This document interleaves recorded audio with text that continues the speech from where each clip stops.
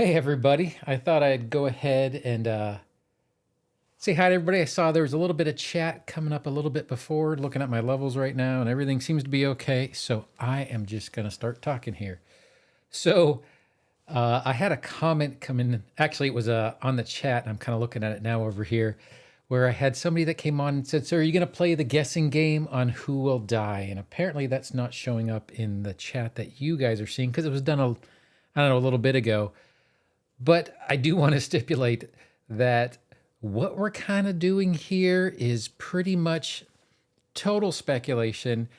There's no way that I don't think anybody can really guess which god is going to die.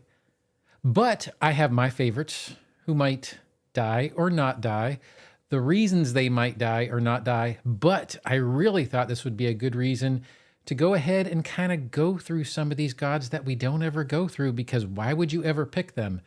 I mean, let me scroll through here real quick. There's one that I just think is, you would have to have a really interesting GM or a really interesting adventure path to pick Lamashtu as maybe your deity, or who else would be, I mean, Urgathoa or Zon-Kuthon, if that was actually the deity that you went with, that'd be super interesting. And you know, you don't hear about a lot of these coming up in a lot of games very often. So I figured, why not take the opportunity and kind of familiarize ourselves with some of these gods? And I'll go ahead and switch to it just so we can kind of see it. But I'm going to go ahead and switch to, I actually have them color coded. No.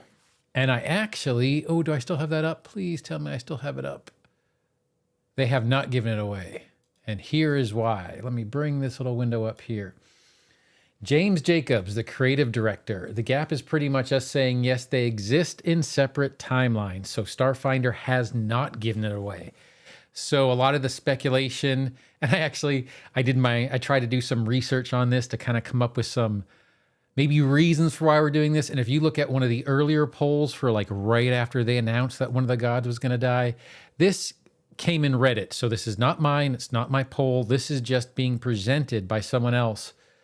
But this was one of the polls that kind of came out on who everybody thought was going to die. And the reason why they picked these was because of possible D&D, SRD type things.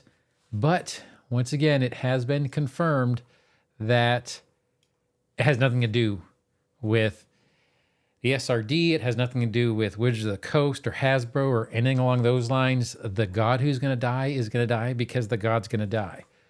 And that is directly from one of the creative directors. So Lamashtu is the Hooligan's deity in many APs. Yes. And I mean, and you have some like even simple ones that you wouldn't think are necessarily evil, which aren't evil. Abadar. I actually don't know many people who pick Abadar. But if you play the beginner's box, and I'm not going to get into spoilers, I'm not going to do a whole bunch of APs, and it's not that big of a deal anyways for the beginner's box, but you run into Abadar there, even if you don't actually come across someone who plays Abadar. It'd be interesting to play a character. You know, that might be a good deity to have. I might think on that. That might be a fun thing to introduce if I ever wind up having to re-roll another character. And speaking of that, let me bring something up before we get into this. So I did have that video on earlier this week on So You've Had a Bad Session. Man, did I have a bad session. So I love playing sport characters. I've said that a bunch of times. And my bard died. So sad about that. And so I wound up playing a water kineticist as the healer for the party in a race that I've never played before that was actually created by the GM. Oh my Lord, I was awful at it.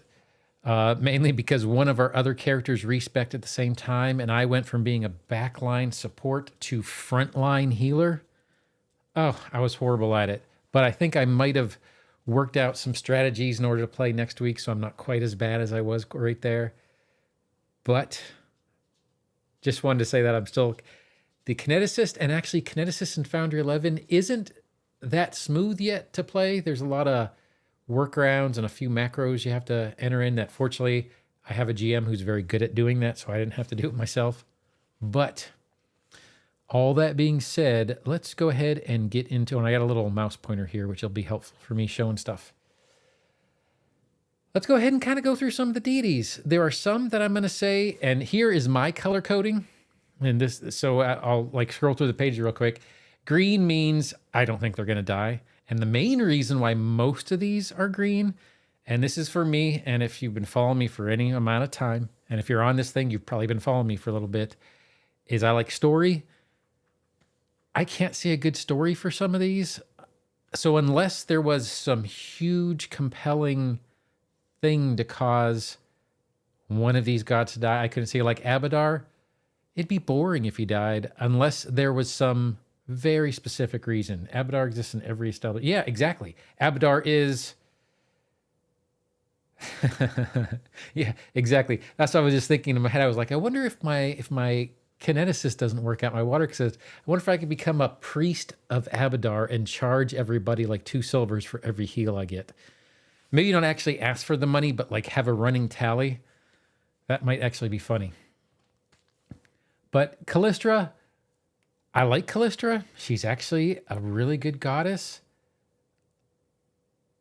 There's fun to play there, but her death story, I just can't see being very good. Asmodeus, he's a prince of darkness. Could you definitely see someone coming up, a lesser demon, or one of the other gods, or even a mortal who, since we now have the Exemplar and the Animist who can be immortal, now that we have those coming along, is it possible for one of those to try and knock Asmodeus off? Sure.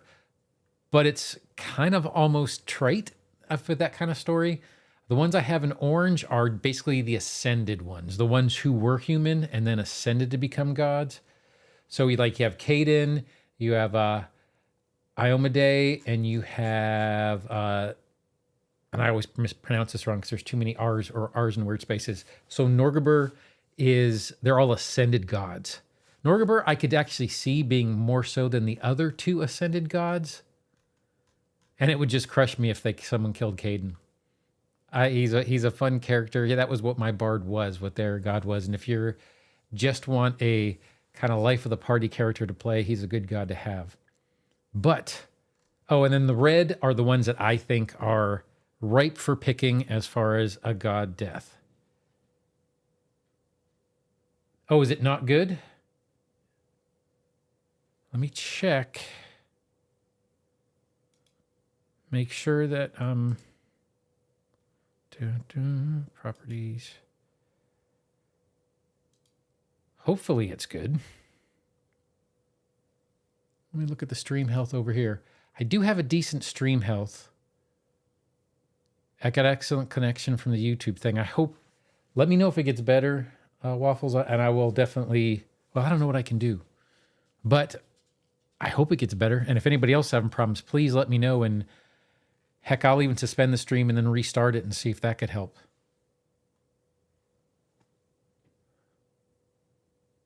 $199p. Please, if anybody else can kind of figure it out, let me know. And if not, man, I hope it isn't that bad, Waffles. Because yeah, that's horrible. I've never even seen anything lower than 360. Because yeah, according to this, I'm doing 1080 and I got excellent connection. And then looking at my network settings through the router, it looks like I'm doing okay here.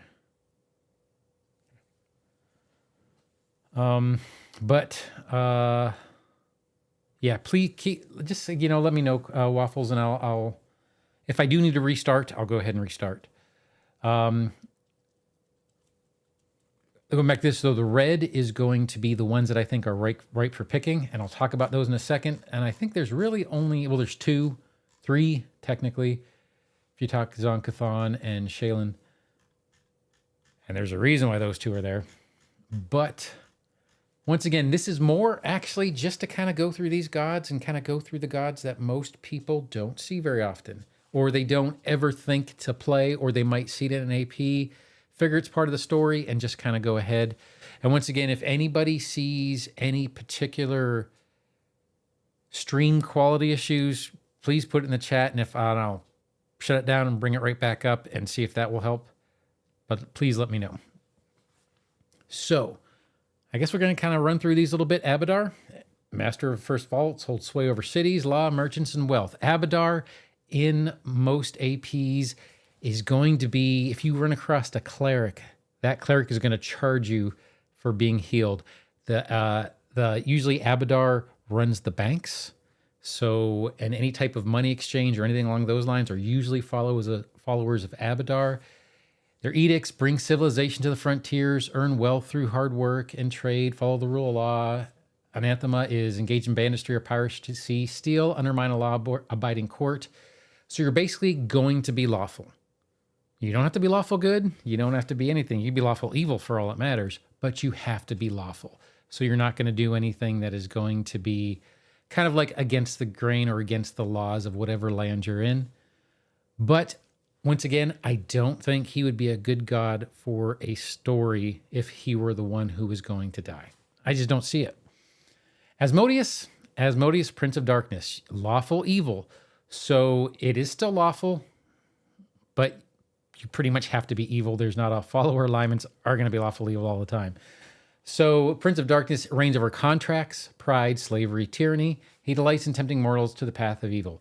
This one, if you read a lot of Reddit and you kind of go online and do some searching, a lot of people are saying it could be Asmodeus simply because slavery in the modern game and they're trying to get away from this. I mean, drows were going away, driders are going away. Slavery's already been kind of taken out from Pathfinder 1 to Pathfinder 2 in a lot of cases. I get that. I don't see this, if Asmodeus was the one who is going to be killed, unless there's a really good replacement.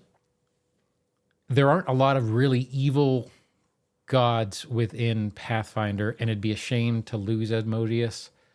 Might not be in favor right now, but he's supposed to be an evil god, so he's evil.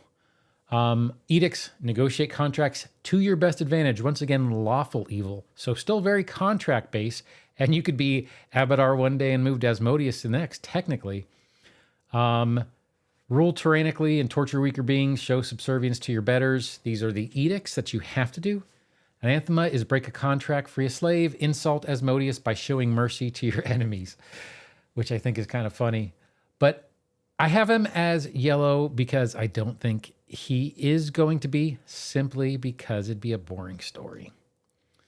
Favored weapon, mace, domains, confidence, fire, trickery, tyranny. Exactly, tied into the settings too tightly. A lot of people were saying him too, also when we talked about it a little bit at the beginning, but people kind of pop on and pop off, and that's totally fine. They were talking about the SRD. Asmodeus is a demon pre-Dungeons and Dragons and TSR and all that stuff like that. So it isn't necessarily tied to the SRD, and once again, it doesn't really matter, or that's not, at least they had a creative director specifically say it is not because of SRD that they are going to be killing a god off. So that wouldn't be the reason at all. Calistra, chaotic neutral, mischievous goddess known, savored sting, extols the virtues of lust, revenge, and trickery. Fun god, obviously. Part of a triumvirate, actually. Most widely worshipped by elves, members of many other ancestries follow her as well. I guess if you're looking for a good time. Edicts, pursue your personal freedom, hedonistic thrills, and take revenge. Anathema. You're talking about Asmodeus waffles? Yes, without a doubt. Or you're talking about Calistra. I think you're talking about Asmodeus. Anathema, becoming too consumed by love or a need for revenge. Let us slight go unanswered. Could she be a goddess that dies? Sure. Boring story. To me, anyways, just a boring story. So I don't particularly think she would be one of the ones that I would think of as a prime candidate for dying. Cayden, Asmodeus, yeah. Waffles, yeah, I agree 100%. Asmodeus is a real demon beyond Dungeons and Dragons and TSR. So it wouldn't be a SRD thing. Cayden Cailean, one of the ascended gods. Why I have him in orange is because he's an ascended god. Too much fun. I would be very upset if they killed him off. I love playing, especially if I ever play a bard. I love doing Cayden as the god. Yes, very much. You're for Calistra. Yes, she is by far the best. For elves, that is not good. Not necessarily bad either, just chaotic. Cayden is just so much. Cayden to me is the bard's god. A drunken hero ascended from mortal life on a drunken dare, becoming the god of ale, freedom, and wine. He basically, his basic story is he was drunk and someone dared him to become a god, and he did, and he doesn't remember how he did it. I could see him being one of the ones that could be killed simply because he's an ascended god. There are two other ones. Iomedae is another one down here. And Norgorber. I always get it wrong because there's too many R's. So it is Norgorber, another one of the ascended gods. But that would be the only reason why I could see him being killed off. So there's a possibility. Desna, kindly song of spheres, presides over dreams, luck, stars, and travelers.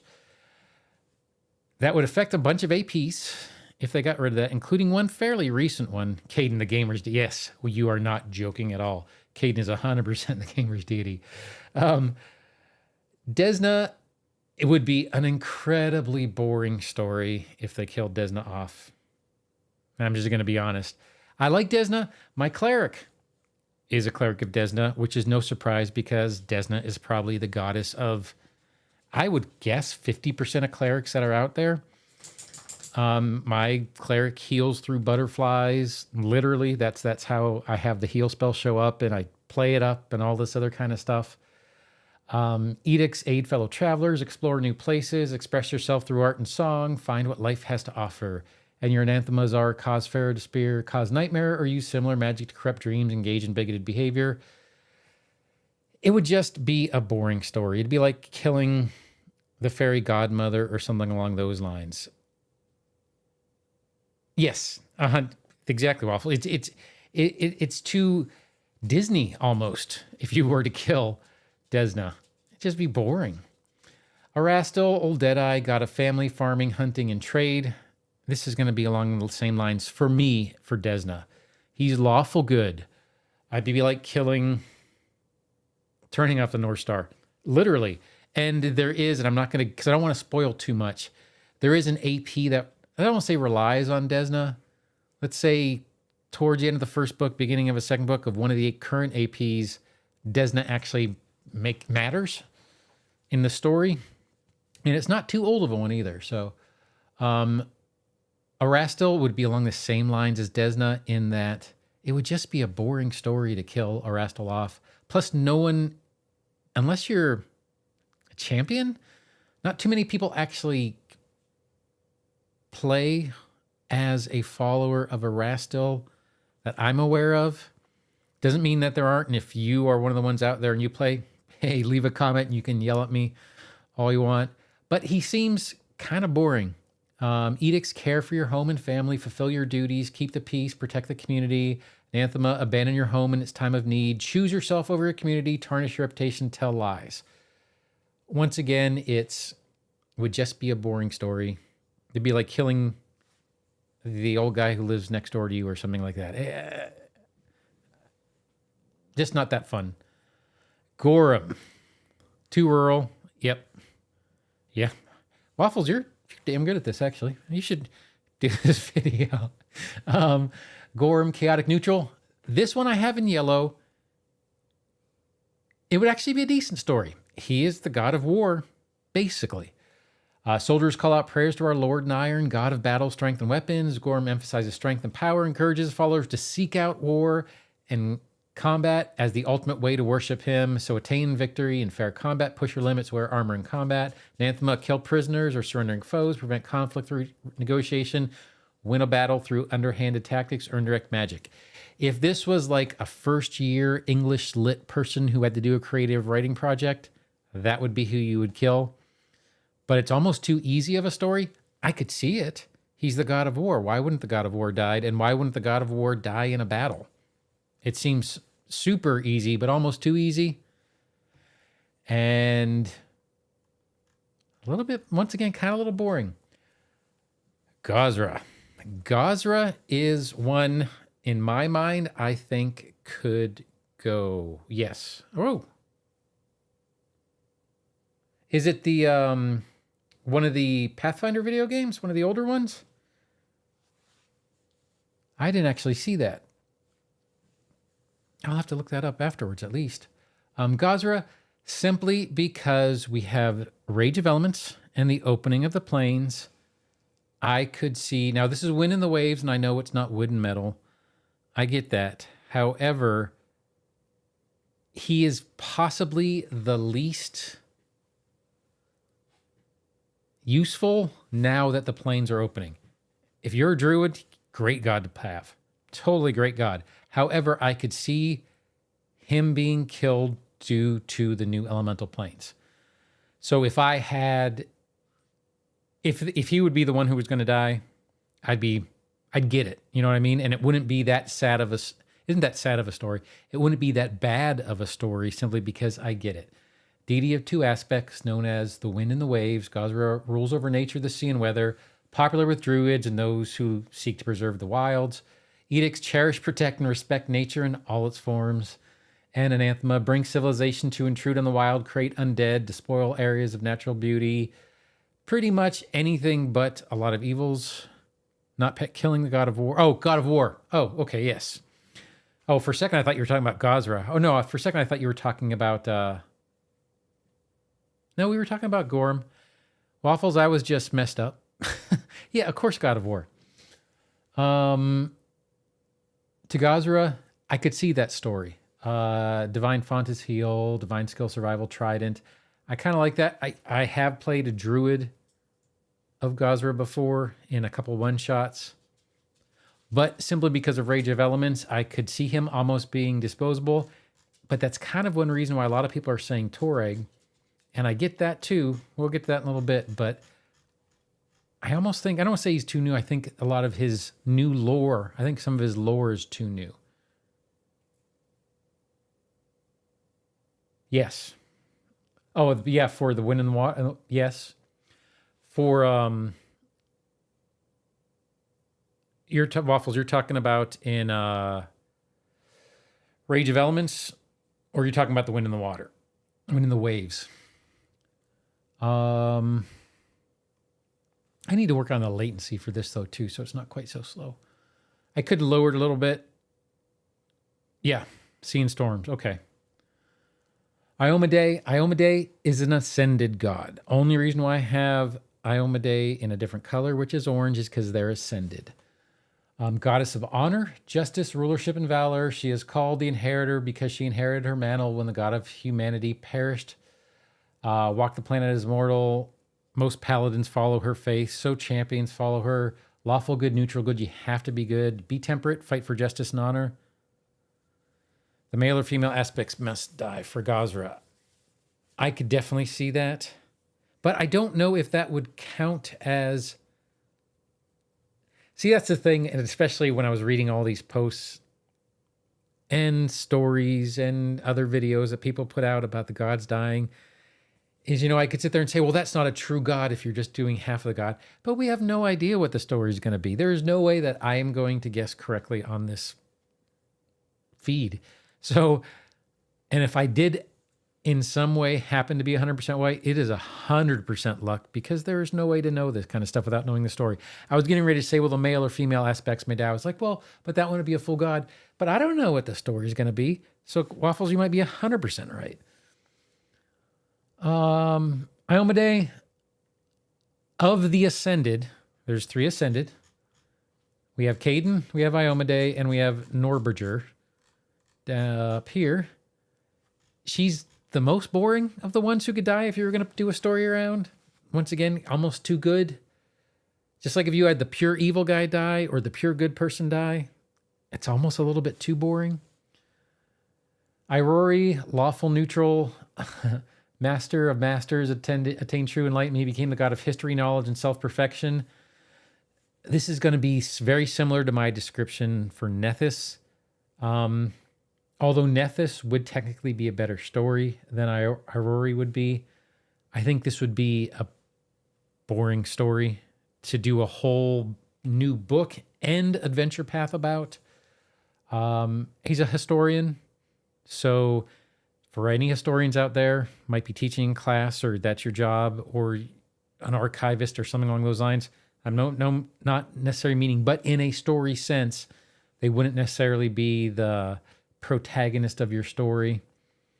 Edicts: be humble, help others perfect themselves, hone your body, mind, or spirit to a more perfect state, practice discipline, become addicted to a substance, destroy an important historical text, repeatedly fail to maintain self-control. You pretty much have another one that you have to be lawful for. Athletics: I just think Irori would be a little bit boring, and I have not played with anybody who ever used Irori as their deity. So if they were to use Irori to be the one to die, I don't know if anybody would care. Sounds bad. These aren't real people. Lamashtu: chaotic evil, mother of monsters. This could be an interesting story, but once again, it's almost a little bit too easy. Goddess of aberrance, monsters, nightmares. She seeks to corrupt mortals and populate the world with her twisted, monstrous brood. You pretty much have to be chaotic evil. This is almost too evil. It'd be, once again, almost like a Disney type story if you were to kill the most evil person that you could come up with.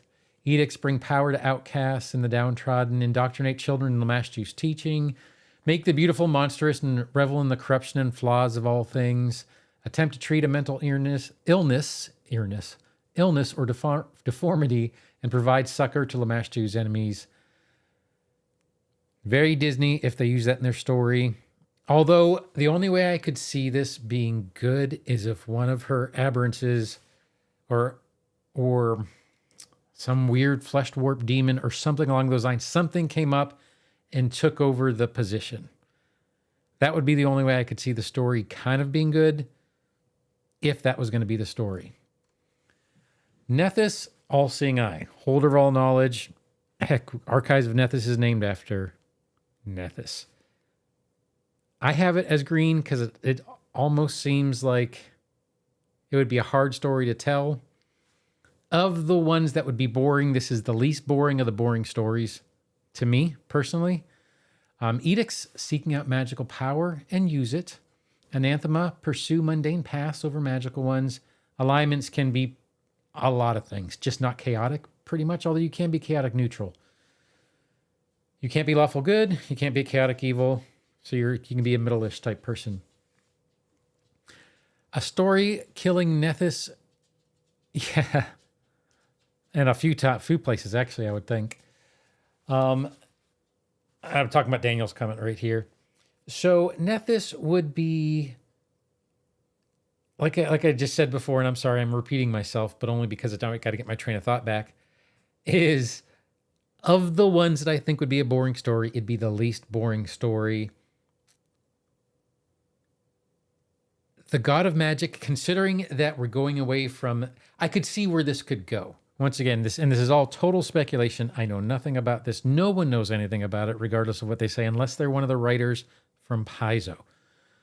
But with the schools going away, the schools of magic going away, and all this other kind of stuff, if this was coming sooner, considering the remaster's coming out in November, if the new book was not coming out at the end of next year, around Gen Con time or so, if it was coming out this year, towards the end of this year, I could see Nethys dying and blowing apart the schools, maybe that being the impetus for it, which would actually be a good story. So that is the best of the worst stories, for me anyways.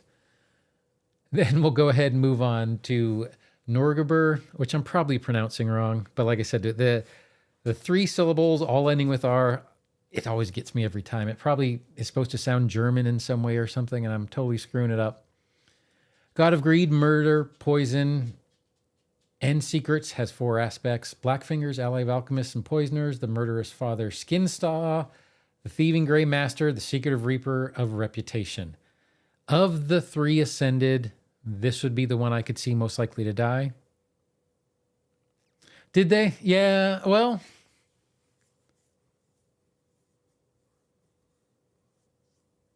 Oh, really?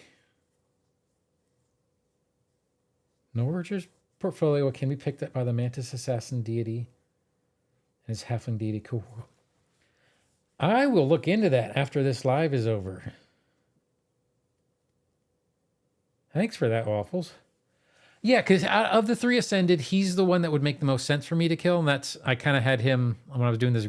I kind of started before, when I was prepping for this particular live, I was going to highlight this whole thing here. Of the 3 Ascended, I could see him being the most likely to die. And that could be a good story. Now that you're saying that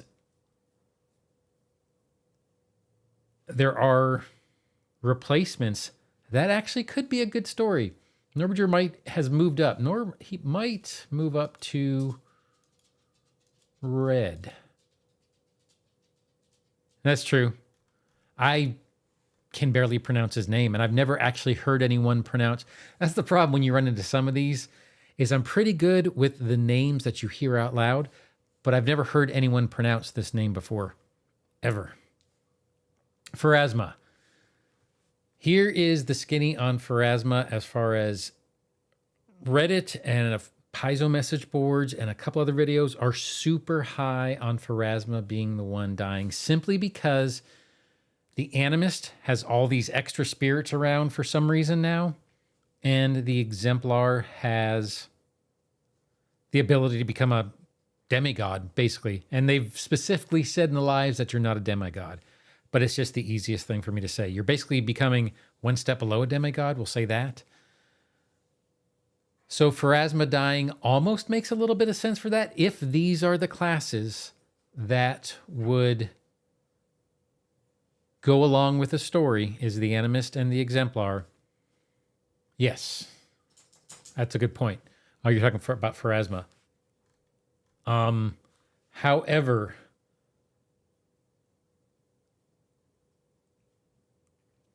I was torn between making this red as far as one of the ones who's definitely on the chopping block, and yellow.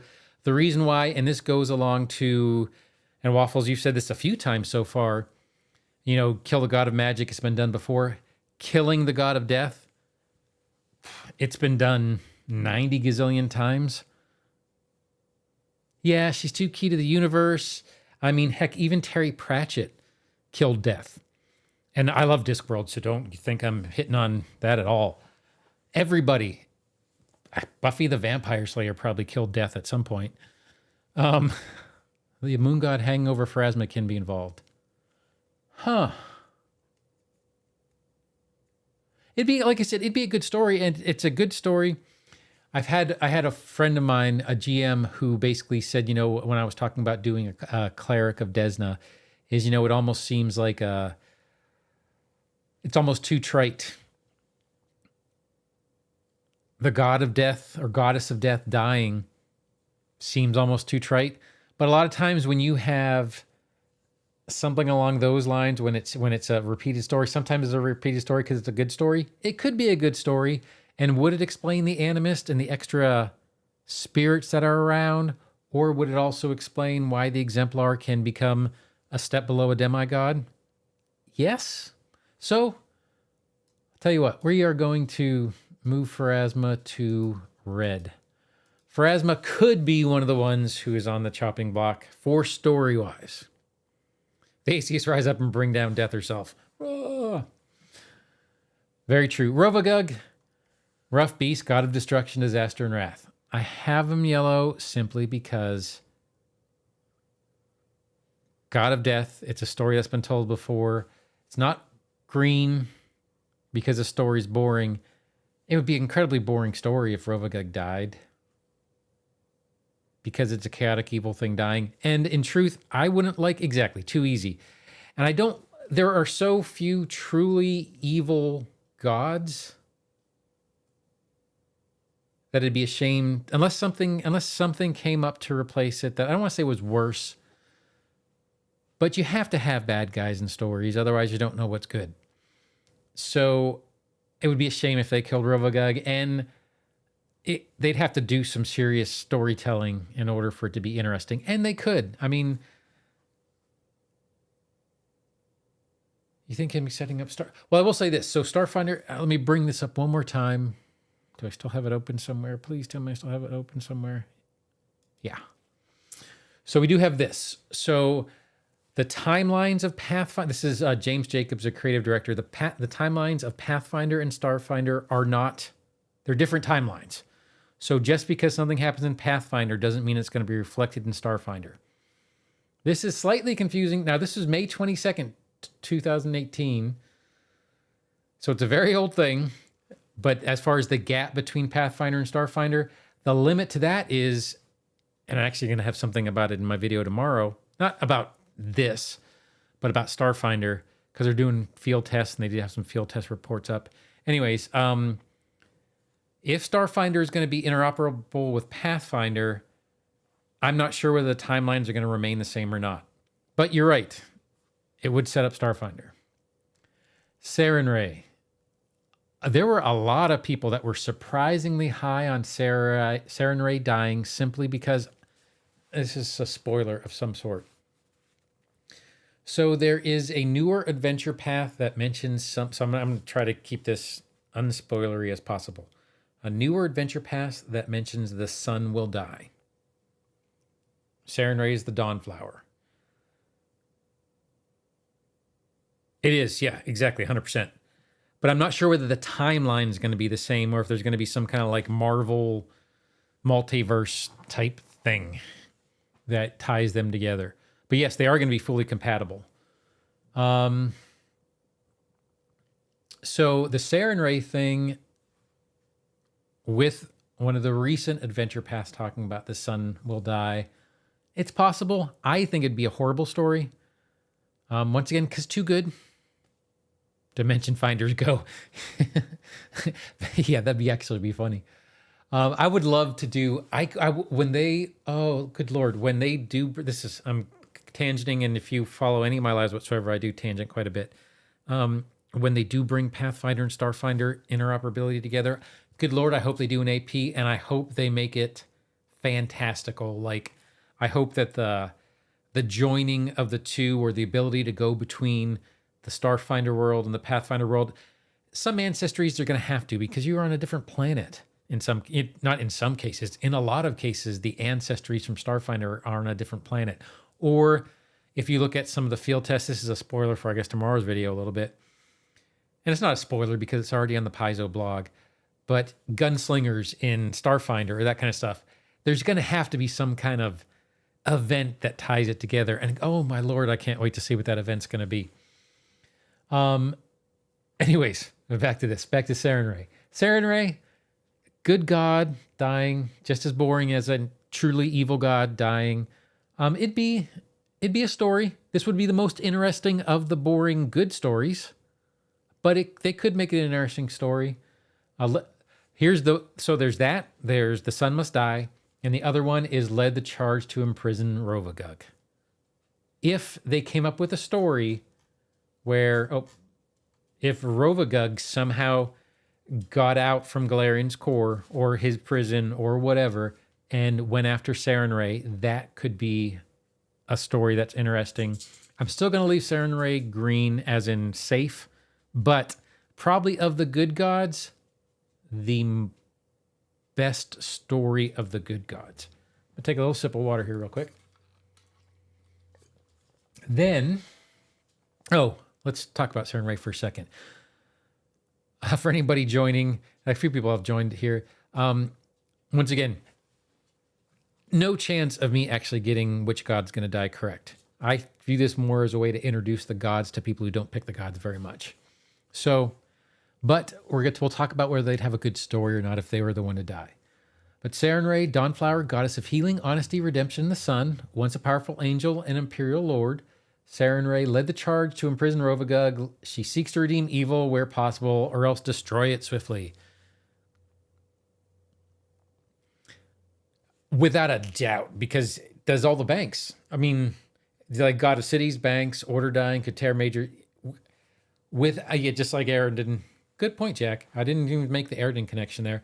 But yeah, Abadar dying and just the bank part of it and destroying the economy of Golarion would be atrocious.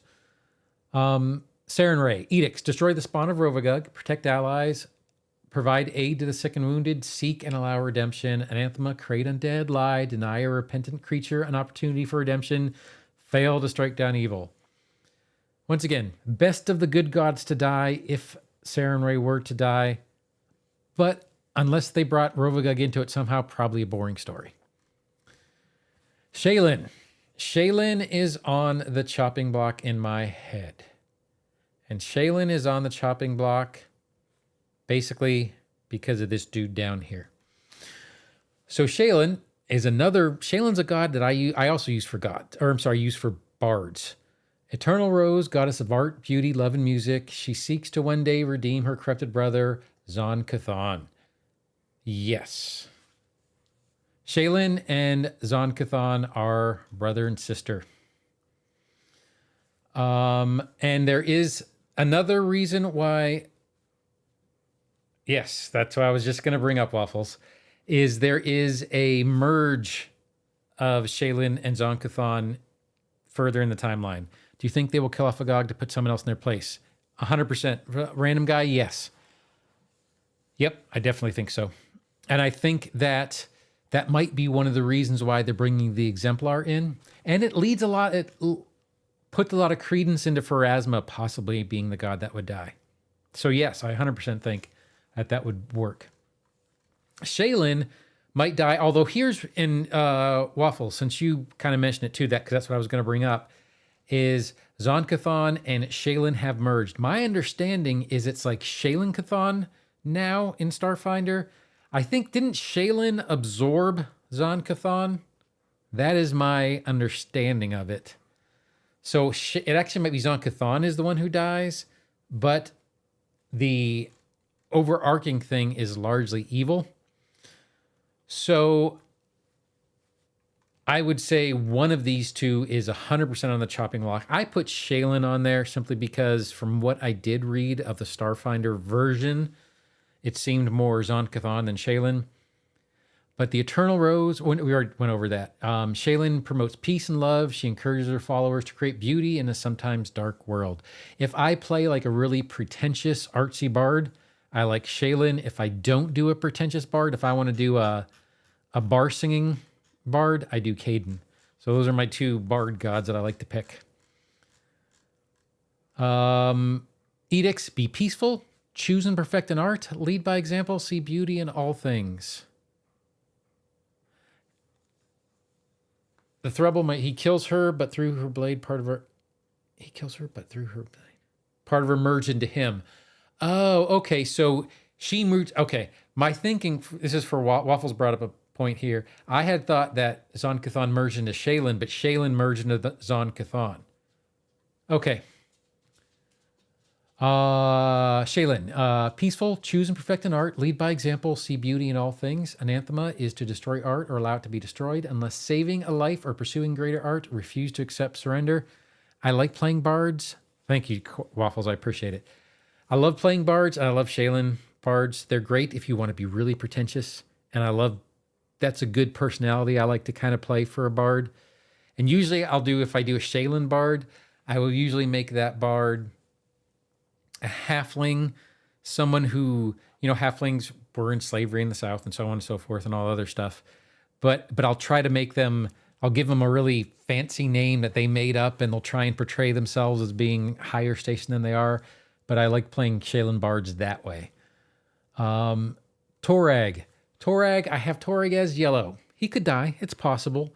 Dwarven deity called Father of Creation and the god of forge, protection, and strategy. Though most widely worshipped by dwarves, those who treasure crafting creation also follow Torag. We'll go a little bit further in Torag in a second. High Helm just came out. Sky King's Tomb just came out. I will say, and once again, I'm not going to do any spoilers, there are possibly some things in Sky King's Tomb that could lead you to believe that Torag could be one of the gods. I would normally put Torag as lawful good. I'm sorry, I would normally put Torag as green, as in one that I think would be too boring to die, only because of a sort of tie-in to Sky King's Tomb. Could I see it happening? And there's nothing, I'm not really giving any spoilers here. There's nothing really there to 100% say, yes, it's going to be him. But I could see some information leading you to believe that he could be the one to do it. Yes. And that would be the reason before I really thought about Sky, and I have my Sky King's Tomb back here before, and I kind of looked at him a little bit because I haven't played it yet, but I had him as a no. I mean, he was one of the ones that I like Desna as Desna before I actually looked into the Sky King's Tomb section of it, because High Helm is too new, and if you killed Torag, the bench is prepped to step in. Because of they brought a lot of because the 10 deities, and then there's also the different, I don't want to say, pantheons. There's a different pantheons of Dwarven gods depending on who's not there at a particular time. So it is super possible. Yes. Random guy. Yes, you're right there. But that could be what they're going for in the story. And the upheaval to your precious dwarves would be devastating. I didn't see the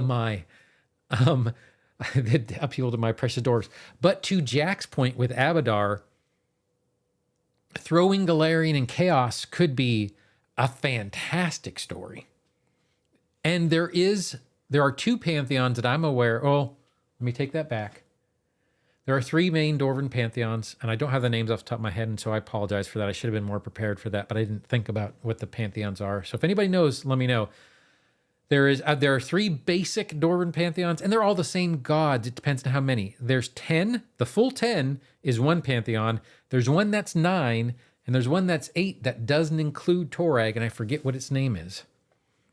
So a pantheon of Dwarven gods that does not include Torag already exists. So could be a story. And it could be a decent story. Just like when Jack was saying about Abadar dying could be a great story. I go back to that for a second. I have Abadar as a green, as an almost no chance whatsoever. But if they really wanted to throw the whole setting into chaos, it'd be a lot of fun. So Torag, I have him as yellow. Once again, I had him as green. Lawful Good, High Helm just came out. They'd be wasting a lot of AP, I guess, or potential AP and potential Lost Omen settings if they got rid of Torag. But it could be a huge Golarion shattering type story if that's what they're going for. We didn't cover edicts. Edicts were be honorable and forthright, keep your word, respect the forge, serve your people. Anathema, tell lies or cheat someone, intentionally create inferior works, show mercy to the enemies of your people. The other reason I could see this, and this actually came up during PaizoCon before High Helm came out, when they were talking about how they're going to handle the orcs and the dwarves, because Torag's Anathema, it's kind of, it's going to highlight it here. I don't know what color it's going to highlight it. It's going to highlight it in red. I don't want it in red. We'll do this in yellow. For dwarves and orcs, since orcs are going to be a playable race in the remaster, in the main book, that could be a tie-in to Torag going away as well. So that's another little hook for Torag. So Torag of the yellows is probably not the first of the yellows, but up there. I would say Zon-Kuthon is probably one of the big ones. Or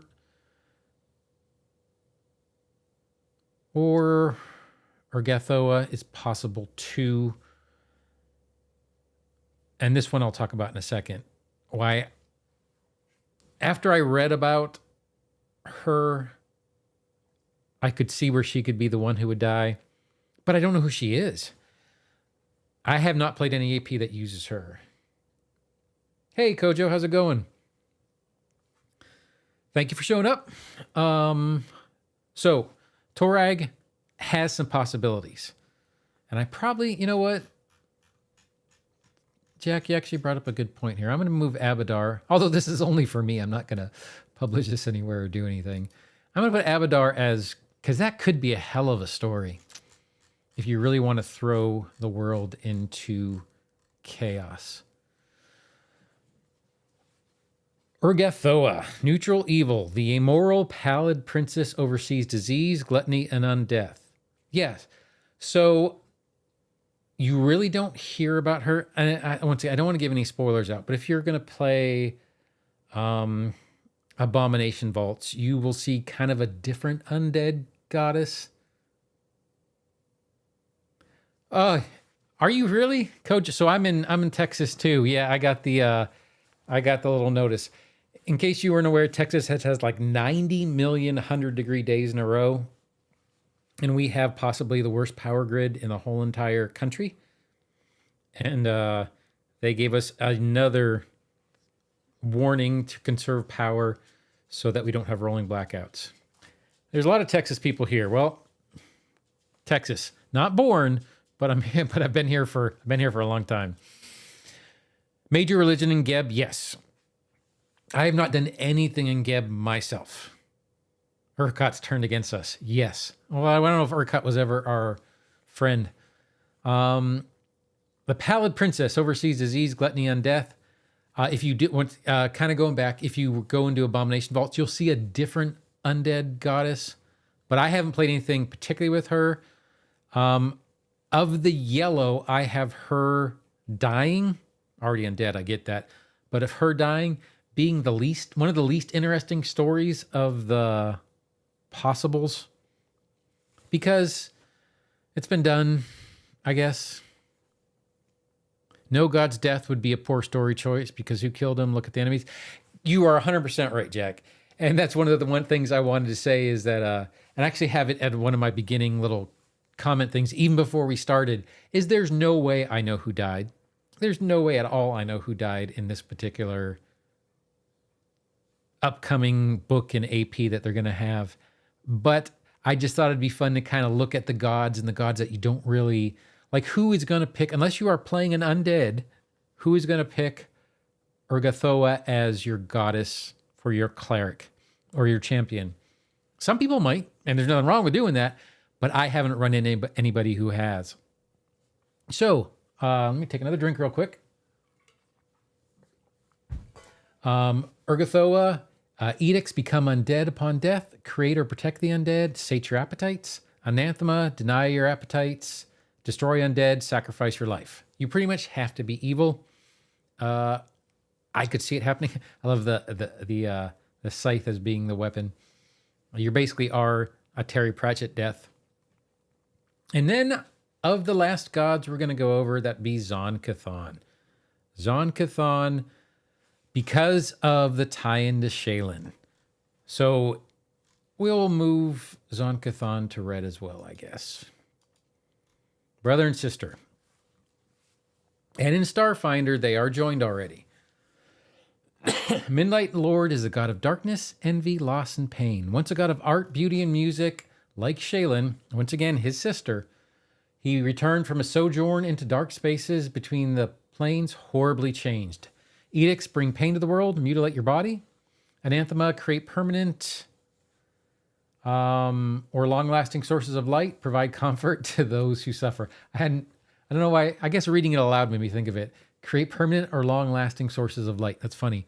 My very random guess is the god that dies as Shelyn is on the list as a red, without a doubt. That was before we even started this. And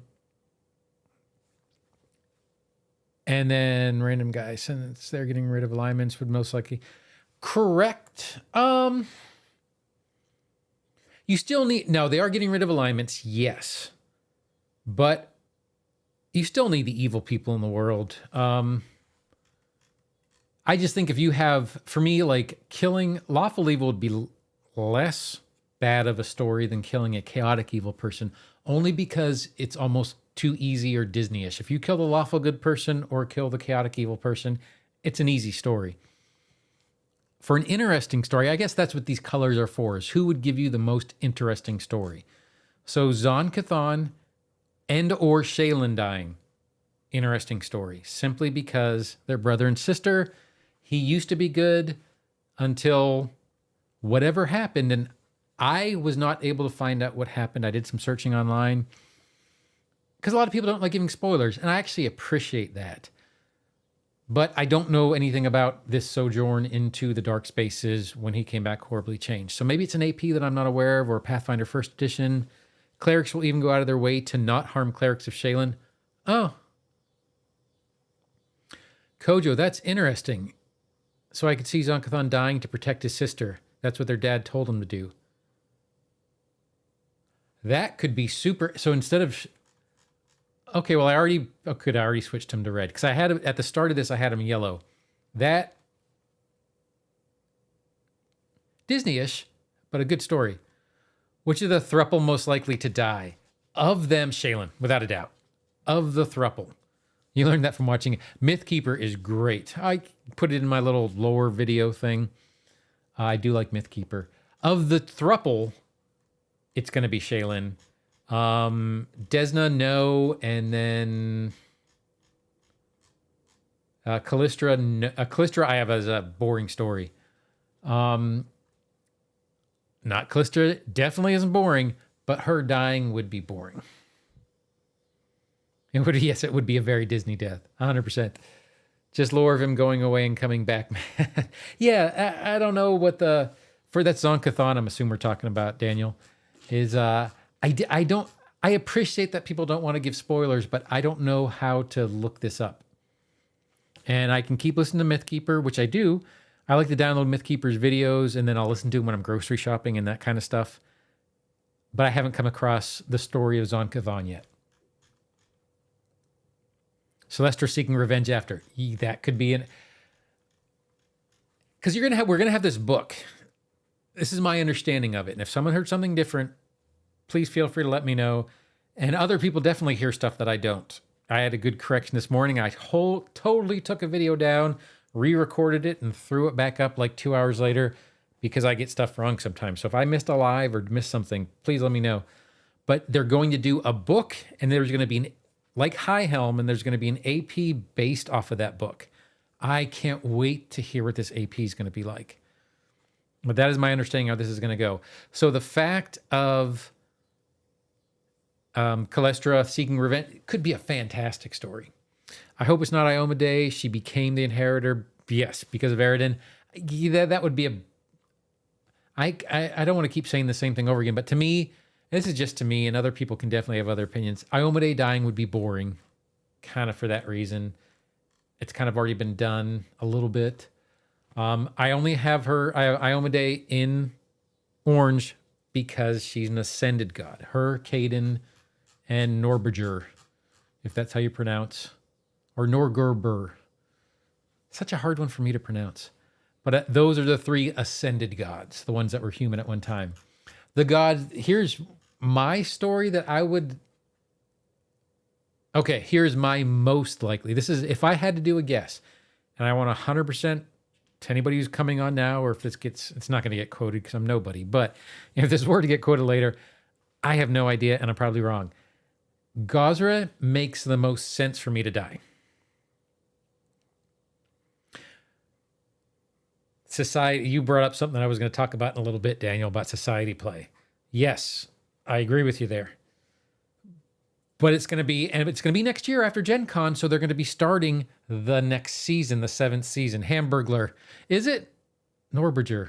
Hamburg. Yeah, I guess it is. That actually is going to help me a lot, Waffles, if you really want to know.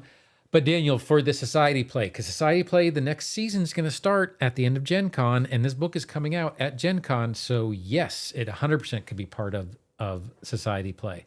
Plus, they're going to be getting ready for the combining... the other thing I'm looking forward to when they combine Pathfinder and Starfinder is Starfinder Society and possible Pathfinder Society interplay.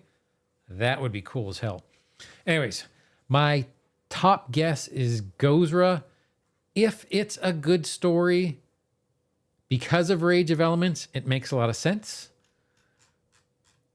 Pharasma, it's an easy story because we have the Animist with all the apparitions around and the exemplars already being almost demigods anyways. But I think this would be the most boring of the most likely. Norberger, that is interesting only because of the information I found on this live from you guys, being having people already in place that could take their place or could be already plotting his death. That's interesting. And then Zon-Kuthon, and this came up once again from here, is from Kojo, is Zon-Kuthon. Clerics go out of their way to not harm the clerics of Shelyn, and Zon-Kuthon dying to protect his sister. That would be a super interesting story. Cayden sacrificing himself for thrill adventure. If Cayden got drunk, he'd do anything. That would be a good story in the way that Animal House is a good movie. Or American Pie, or one of those type of stories. None of us have any idea. That's I'm not going to pull it up because I don't want to be mean to anybody or anything, or come across as being mean to anybody. It wouldn't be mean at all, but I don't want to come across mean to anybody. But you'll read, like when I was kind of doing some background for this live stream here and doing a little bit of research, so I knew some things, because there's nobody knows everything. Oh, I take it back. There actually are some people who know quite a bit more than me. I'll say that. But there are people who will put these posts on various forums or Reddit, and they'll be paragraphs and paragraphs long and fully explaining their reasoning for the story. And I get it in the fact that you have all this knowledge and that story might make sense, but it might not be the story that they want to play. And because Paizo and the writers are the ones who are writing the story, it could be Nethys and they could make it awesome. To me, Nethys or Desna are the most boring stories ever. It would be like killing a Disney princess. Iori could sacrifice himself, especially if you feel that someone close to being able to replace him. I mean, yeah, especially now Iori, for Kojo mentioning that, because your edicts are hone your body, mind, and spirit to a more perfect state. That's where I could see Iori. That's actually a good point. I didn't bring that up when I was talking about Iori. Hope this will shed light on who killed Aridin. The funniest thing was, especially on Reddit, is a lot of people would pose the question on Reddit, and the first answer would always be like, I think it's going to be Aridin. So that was kind of funny. Yeah, it might. I don't know whether we're ever going to know. But I don't know. I'm really looking forward to this story in and of itself. I think it's going to be a lot of fun. What else we got? Ori is going to ascend past our Pathfinder realm. That's very possible. Yeah, well, both to Waffles and to Kojo, both to your point, if Iori were to see someone hone their body, mind, and spirit to a perfect state, Iori might feel less worthy to be a god and take themselves off the throne, but that wouldn't be killing. So who knows? Or maybe Iori could commit suicide so another person could, and then the story would be Iori would go see Pharasma and so on and so forth. I know, and I'm still, I'm looking forward to Mythkeeper coming up with more and more stuff. Oh, by the way, if you hear, I'll have to get another camera. If you hear any barking or growling, my two dogs are playing over here on the side. So if you hear someone fighting, they're chomping at each other, just kind of playing. But yeah, this story seems really interesting to me. Now, in truth, High Helm itself, when I first was hearing about High Helm and Sky King's Tomb, it seemed kind of boring. It is not. It's fantastic. So Pathfinder and Paizo and Starfinder have fantastic authors. Super great authors. So this story, I'm interested in the story to begin with, and considering how good High Helm and Sky King's Tomb was, they could knock this out of the park. Which is why I'm hoping that it's somebody interesting. I know. That's exactly why I wanted to put it at the beginning. If someone from Paizo were looking at it and say, oh, look at this schmuck, he thinks he knows what's going on. I admit, I have no idea what's going on. I just thought this would be a good way to go over the gods that no one ever picks. Sacrificing himself against the villain of the story. Yeah. Okay, so if I, and we're just playing right now. If Irori was to be the one to die, I would think that the villain would probably be Rovagug. And he might do it to save Sarenrae. That's my story. My pups know 100%. The dogs know everything. They were in this house anyways. You're that old. High Helm reminds me of two. It does a little bit. In truth, that was the last D&D that I played was 2.0. And the dwarves haven't seemed to got a lot of love until High Helm came out. The Jedi Ghost, I just saw that. But yeah, I'm going to say if it's going to be Iori is going to sacrifice themselves to Rovagug to save Sarenrae. That's my prediction for the story. No, most likely to die, I'm going to say is either going to be Zon-Kuthon or Shelyn. Least likely,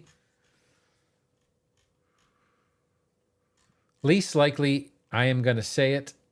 This is going to be my thing, and I could be 100% wrong. And if I'm 100% wrong, I'll be happy. It doesn't matter. As long as they make a good story. The least likely to die is going to be Desna. So most likely is going to be Shelyn, Zon-Kuthon pair, least likely Desna. My guess is Gozren. Simply because he's kind of not necessary with Rage of Elements.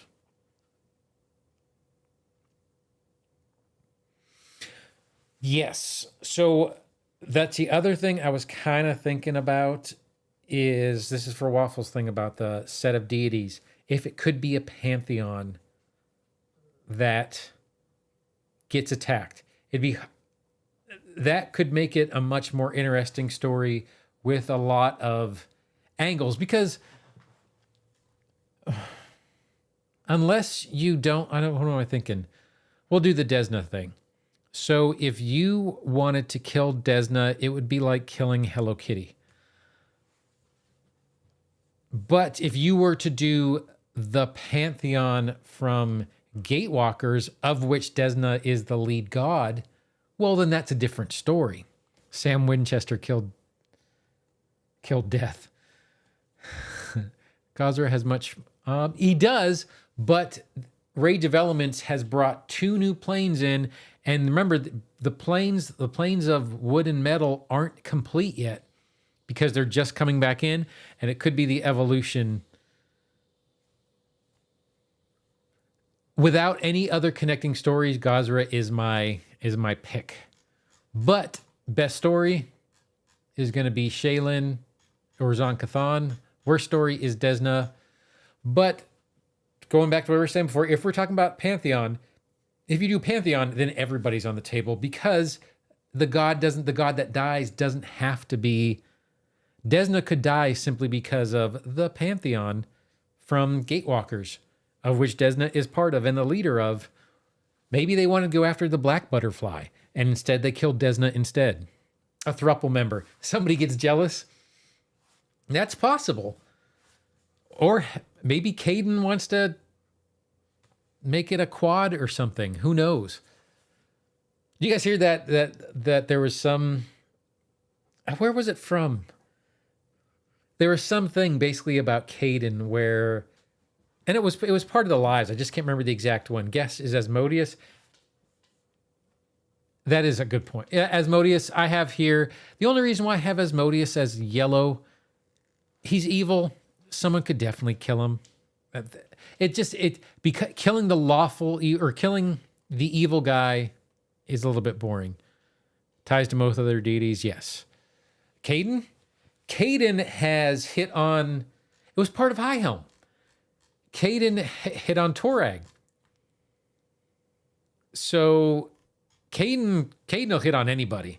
It doesn't matter ancestry. It doesn't matter race. It doesn't matter gender. None of it matters. Cayden's going to hit on anybody. So heck, Cayden could die simply because of that, because somebody gets jealous. That would be funny. But if it's going to be a thruple, if it's going to be one of the thruple members, it is going to be Iomedae. Not Iomedae, I'm sorry. It's going to be Shelyn if it's going to be a thruple member. Zon-Kuthon. Well, the one thing for a random guy, the one thing about Asmodeus is Asmodeus predates D&D. Asmodeus isn't D&D property. Asmodeus is an actual demon going back to the 9 hells and all this other kind of stuff. And they did say that the god that's going to die isn't because of SRD. Catholic Church had him first, pretty much. Oh, if Asmodeus dies, what happens to Cheliax? I am kind of liking some of the ideas that came up here, because initially I had Abadar as green because it'd be a boring story. But then Jack came up and talked about it, how it could throw all of Golarion. I mean, think about it. If you tank all the banks in the world, that's going to throw everybody in. And if you had Nethys would also be fit into that. But Nethys, if that were to be coming out this year, I could see it, but not otherwise. If Asmodeus dies, what happens to Cheliax? That's almost too regional, and we've already had Cheliax is already a... Didn't we already do something with Cheliax in 1E as well? With I'm listening to Hell's Rebels right now. Has contracts with Hells, not just A. Yeah. But Cheliax already had their time in the sun in Pathfinder First Edition. Someone steps up his place, Asmodeus. Yeah, it might be a bit too easy. That's the kind of thing. Is any of the guesses I'm making are all because I want a good story. That's really all I care about. I don't care which one it is. Heck, if they killed Desna, if they could make it a good story and not just the Wizard of Oz and a house falls on the Wicked Witch of the West or something, then fine. If you could make it a good story, do what you want to do. And I'm sure they will make it a good story. But I just thought this would be fun. Erastil, once again, Erastil's another one. Erastil and Desna are the two least likely for me because this is like killing Hello Kitty, and this is like killing the nice guy who lives next door to you that shovels your sidewalk when it snows with his snowblower. They'd be boring to die. Irori, that is definitely one that could go though, simply because, or if it was self-sacrifice like we were saying. But I think that is... You hit you on the down low on an idea or two, please. Yeah, you can go ahead. If my email is theSlyStrategist@gmail.com. Anybody you can, and it's on the page too. Feel free to put something on there. So I'm basically thinking reasons for everybody. Well, that was the point, Kojo. That's the point of this video. That's the whole point of this live stream, is to give you a reason why anybody could die, and what would make the best story. Killing Desna would make a lot of people mad. Yes, it would make me mad. I love playing Desna clerics because they're easy to play. Waffles, you sure can. theSlyStrategist, no spaces, no dots, @gmail.com. Feel free to email me or whatever. One of the things that came up in the past is... Yeah, of course. That's what's making me think it could be a Pantheon wipes all of this off the table. If a major deity gets killed because of a Pantheon they belong to, then none of this matters. It could be anybody for any reason. Hey, Kojo, you and me both. That's one. Like I said, that's the reason why I did this specific live stream, is not to really give anybody with 100% certainty this is going to be the story. Let's introduce some gods that no one ever looks at. Let me not tangent for a second. So we're talking about the email, SlyStrategist@gmail.com, theSlyStrategist, and it's on my page anyways. If you look at the About page, it'll show you what that email address is. And then, because people, I don't want to say people keep asking like it's some big thing, but on the last 2 or 3 lives, people have asked when I'm going to get a Discord. I will do a Discord at some point, and I kind of already have one set up-ish, but I will release it probably when we get to, we're at like 540 something people right now, subscribers. Once we get to about 1,000, I don't want it to be a dead space. I'd like to get, when we get to like about 1,000 subscribers or so, it might be a good point to open a Discord. The big thing I'm worried about a Discord is moderation of it. Can it be tied to the loss of alignments? The loss of alignments are coming this November with the remaster. So it could be, but it would be, because this isn't supposed to come out until they said next year. And if you think of High Helm or Rage of Elements, things come out at PaizoCon, and when they say the second half of 2024, which is when they said this new book is going to come out, it's either going to be PaizoCon or Gen Con, and the alignments are gone this November. So it's too late for them to be tied to alignments. The Discord, though, I'm just worried about for moderation for the Discord, which is why I'm kind of waiting a little bit and trying to get a bunch of things figured out before I were to open that up. Now I can't think of anything else to particularly. This is what I had to go over for today. I keep looking, in case you're wondering, if you see me talking to this over here, that's because I have the chat over here. So I keep looking. Gen Con 2024. Yeah, that's kind of that's where I'm thinking. They usually, let me take this back. A commenter said this to me, and it made a lot of sense when they said it to me. So I want to give full credit to the commenter who made it. Is they said, if you think about High Helm, they released it during Gen Con. Rage of Elements came out during PaizoCon, or people started getting their PDFs basically around there. I'm going to be looking closely at the remaster and see if they don't print someone. Oh, for the top 20. That is a good point, Daniel.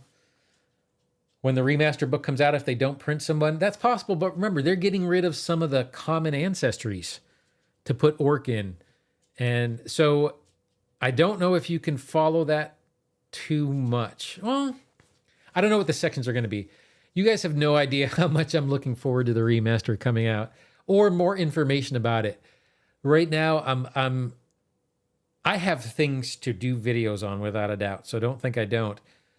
But I have so many ideas I want to do in my head, but I'm waiting for the remaster to do them.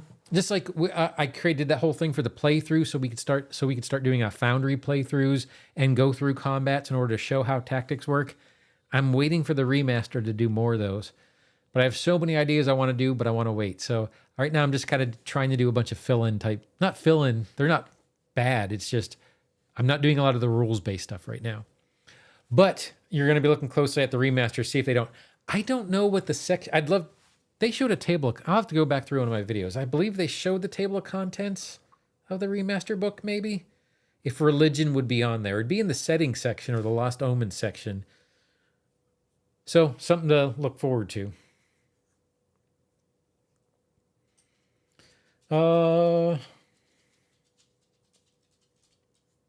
Yeah, perfect for those cold Texas nights. Yes, without a doubt. They last about 2 or 3 months, maybe. Although it does get cold here a little bit.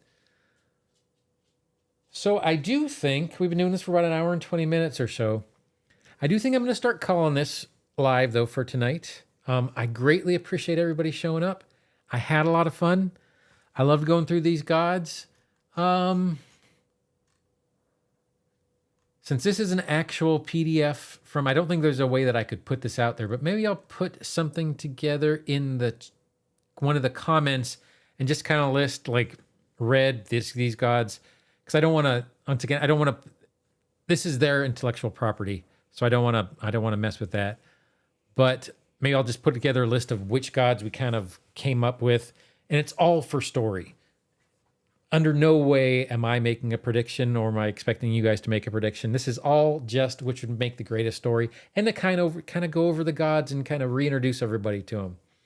So I really do appreciate everybody coming to this live, and I always have a lot of fun doing this. And well, random guy, I do sometimes do this on Saturday. My plan is to do this once a month on Saturdays, so we can do this, a tier list thing. Kojo, you're killing me. I hate those tier list videos. I don't hate them. I actually watch the hell out of them. I would just feel like I would be so bad at it. But that actually might not be a bad idea for something like this. But we've already done it, so I don't want to do a video for this, but I'll keep that in mind for some other things. Maybe I'll put a tier list in the comments, like S tier, who's going to die, Maybe I'll do a tier list in the comments for the gods that we picked and kind of get that together. Okay, but thank you everybody for coming. I greatly appreciate it. I always try and prepare for these and get a little bit nervous beforehand, because you do before you get in front of a camera. And then when I do it, it just turns out to be a lot more fun than I remember it being the last time, and I always enjoy myself. So thank you everybody for coming. I enjoy the conversation. I enjoy talking about these kind of things. And you know what? I learned a ton just from watching you guys chat. So once again, I appreciate everybody for showing up. I hope you guys have some happy adventuring. Have a good night, and we will talk to you guys later. Thanks, guys.